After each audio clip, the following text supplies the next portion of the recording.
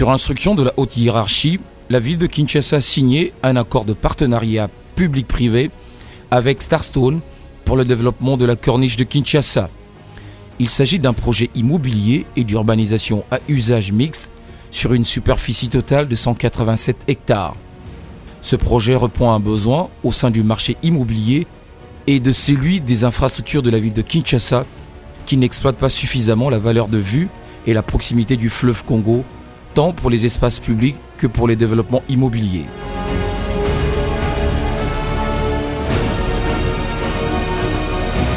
Le projet sera divisé en 4 zones.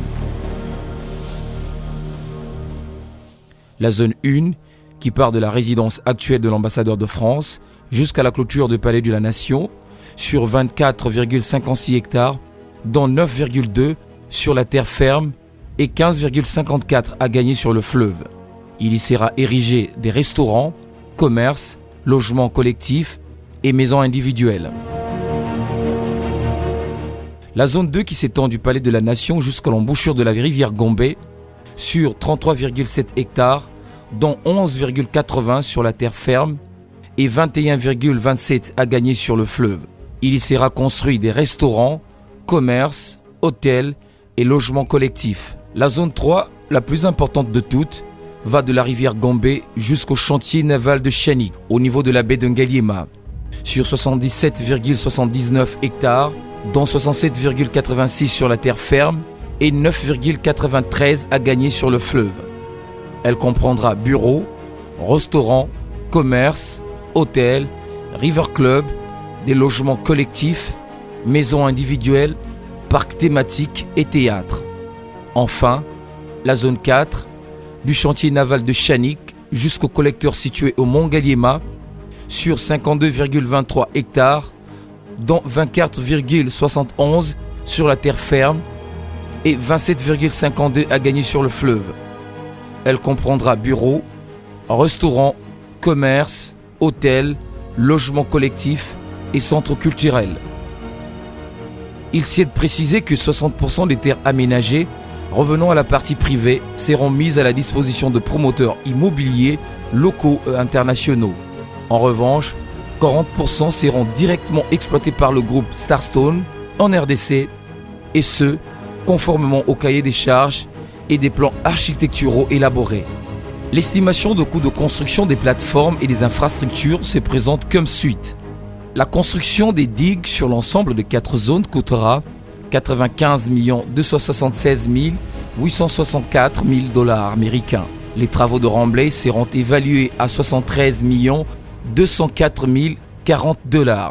Les travaux de voirie, réseau et drainage sont estimés à 255 460 784 $, soit un coût global de 423 941 678 $ pour la réalisation de plateformes, tandis que les travaux de construction de bâtiments sur les 40% de terres à développer directement par Starstone vont nécessiter un investissement évalué à 880 520 070 $.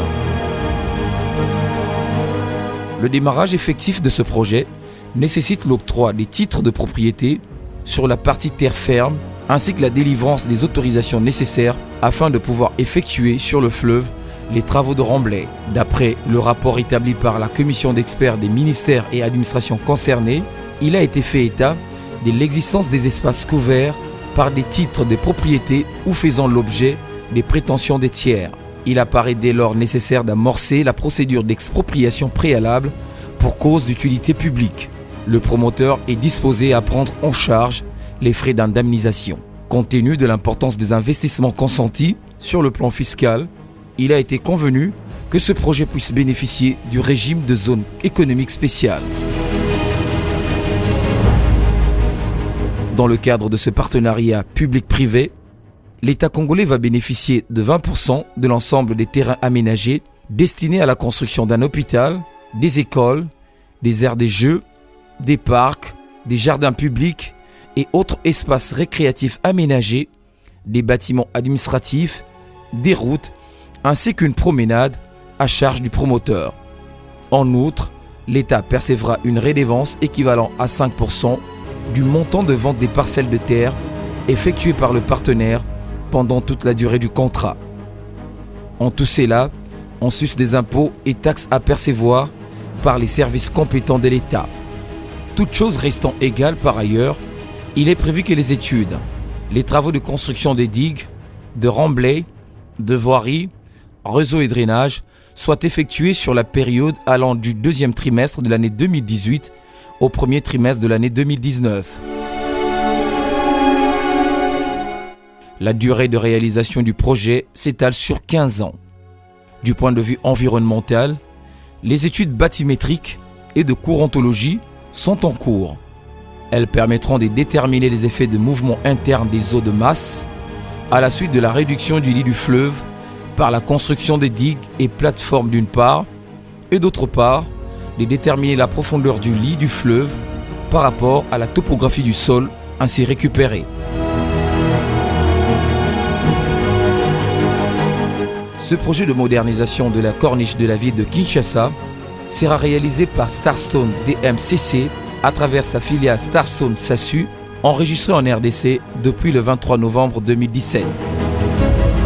Starstone est un groupe axé sur la transformation de l'énorme potentiel de l'Afrique en réalité tangible et en projet économiquement viable.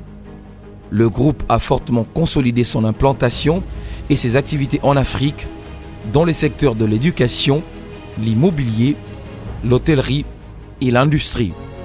Le groupe est présent aux Émirats arabes unis, où se trouve son siège social et financier, sur le continent africain, où il s'appuie sur une réserve foncière premium et dispose des équipements, des actifs et d'un personnel qualifié nécessaire à la réalisation de projets. Starstone a l'ambition de moderniser la corniche de Kinshasa, à l'instar des autres grandes villes africaines telles que Abidjan, Luanda, Malabo, Lagos et actuellement, Starstone développe un projet similaire mais de moindre envergure à Brazzaville où elle dispose déjà des titres et autorisations nécessaires pour sa mise en œuvre.